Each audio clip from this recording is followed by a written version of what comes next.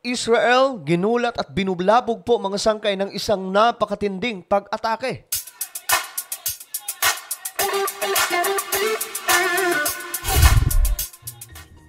Hello, what's up mga sangkay? Kamusta po kayong lahat? Mula sa Luzon, Visayas, Mindanao, Sabat, maging sa ating mga kababayan na nasa iba't ibang bansa. Anyway, bago tayo magsimula, pakisubscribe po muna yung ating YouTube channel. Ayan po, sa baba ng video na to, kung bago ka pa lang po sa ating channel, makikita nyo po dyan yung subscribe button sa ibaba.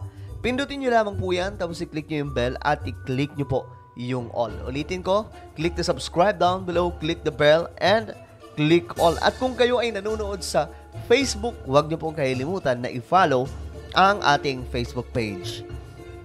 So ito na nga mga sangkay, pag-usapan po natin itong tingnan po natin ang balitang ito tungkol daw sa matinding paglusob nitong kalaban ng Israel na mukhang na-damage nga po sila dito. Okay? Nakaraan mga sangkay, pinag-uusapan mo natin na talagang wala na pong magawa ang mga kalaban dito kundi magtago sa palda ng kanilang mga hawak na mga Israeli at iba pang mga banyaga. Kasama po doon yung mga Amerikano, mga sangkay na hawak din po ng Hamas. Subalit dito, may isa na gawa umano itong tinatawag na Hezbollah na isang heaviest rocket attack sa IDF. Tingnan po natin mga sangkay kung ano nga ba ang nangyari. Mukhang marami daw po na mga rocket ang ginawa, no?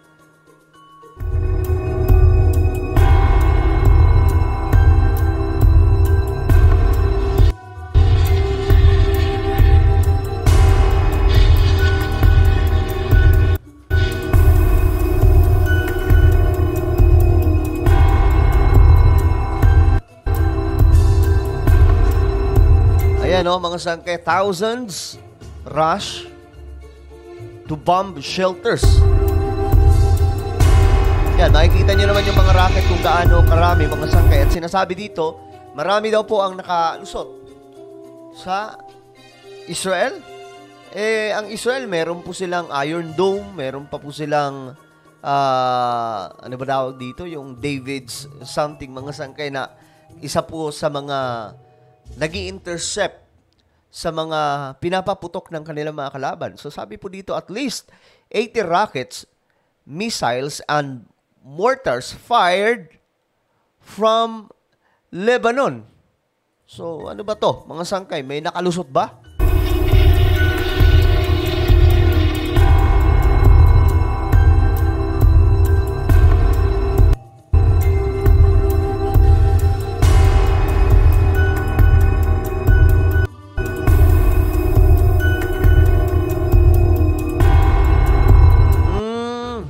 Okay, nangyari daw po ito simula po yung anak ng Hezbollah leader ay nasawi dahil po sa pag-atake ng Israel. Halagang yun, magingit-ngit ang mga yun, mga sangkay, kasi imagine niyo, nila yun tawag dito, anak po yun ng leader nila, ibig sabihin, pinakahari nitong Hezbollah. Tapos, 5, maliban sa anak, mga sangkay, ng leader ng Hezbollah, mayroon pang 5 o 5 others na nasawi during the airstrike. No, ayon po yan sa IDF.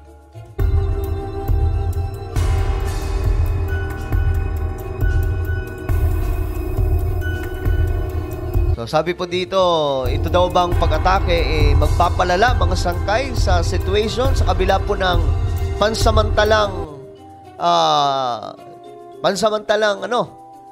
tigil putukan.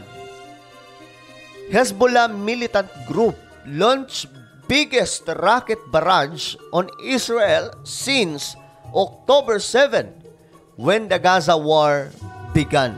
Okay, so matagal na pala silang umaatake.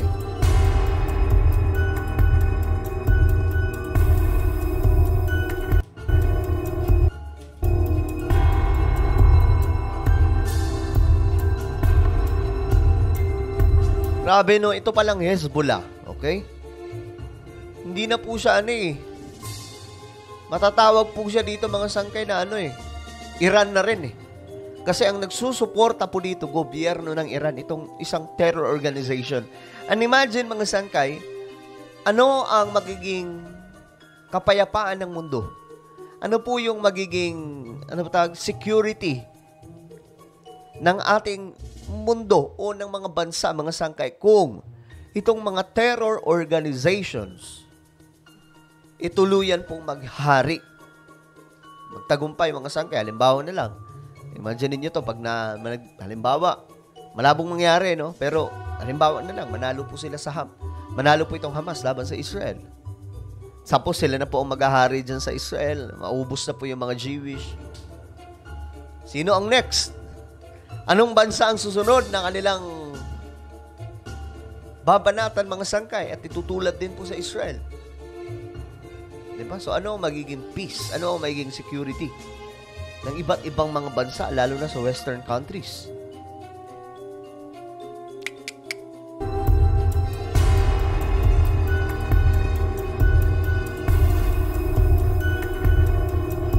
The rockets sent thousands of people in northern towns and communities.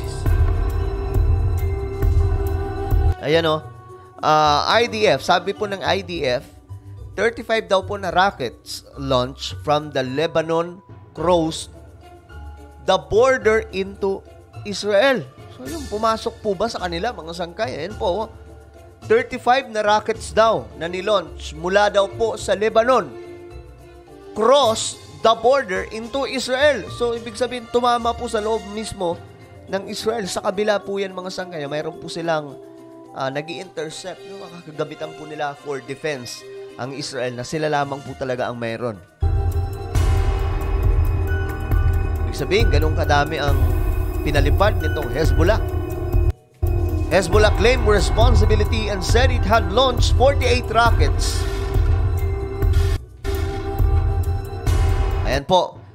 Ang Hezbollah din po ang sinasabing nagpabagsak mga sangkay for several anti-tank guided missile and mortar attacks at different targets. Ibig sabihin, well aggressive na po ito ngayon, itong Hezbollah. At least 8 rockets, missiles, and mortars were fired from Lebanon to northern Israel. Yan ba yun? Grabe. So, lumalala talaga ang situation, no? Ito, separately, meron pa pong drone, helicopter, and tanks. Ano ba yan? Masan kayo? Wait lang. Itong part na to. Meron pang separate na pag-attack. A drone, helicopter, and tanks struck a Hezbollah cell that fired an anti-tank missile at the Biranit base. Okay. So, madaling sabi mga sangkay, seryoso na ang Hezbollah dito. So, baka seryosohin na rin po talaga sila ngayon ng Israel.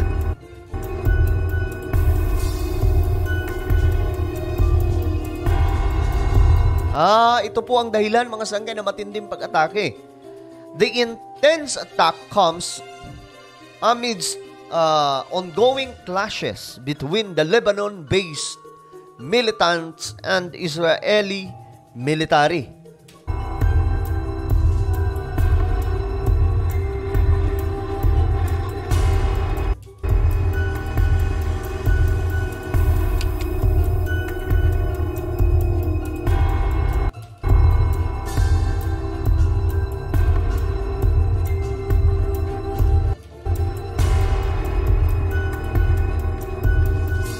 Okay. So ngayon mga sangkay, gumaganti na po ang Israel. Ayan po, the Israeli strikes were reportedly launched in South Lebanon as a counter-terror move against Hezbollah. So, ayan na nga, sinasabi ko mga sangkay, mukhang siseryosohin na sila dito ng Israel. Na mayroon pong number, ito, ilan ba? Nasa 83 po ang napabagsak ng Israel.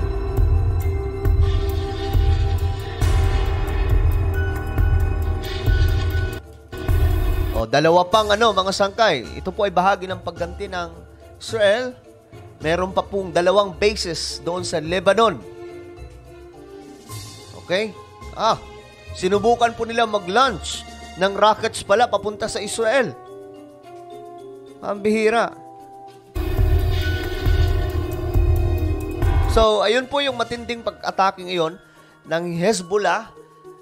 Sinagot naman na ng tawag dito, mga sangkay, ng mga sundalo ng Israel. Kaya nga lang, mukhang seryosong labanan na po ito. Hezbollah laban po sa Israel.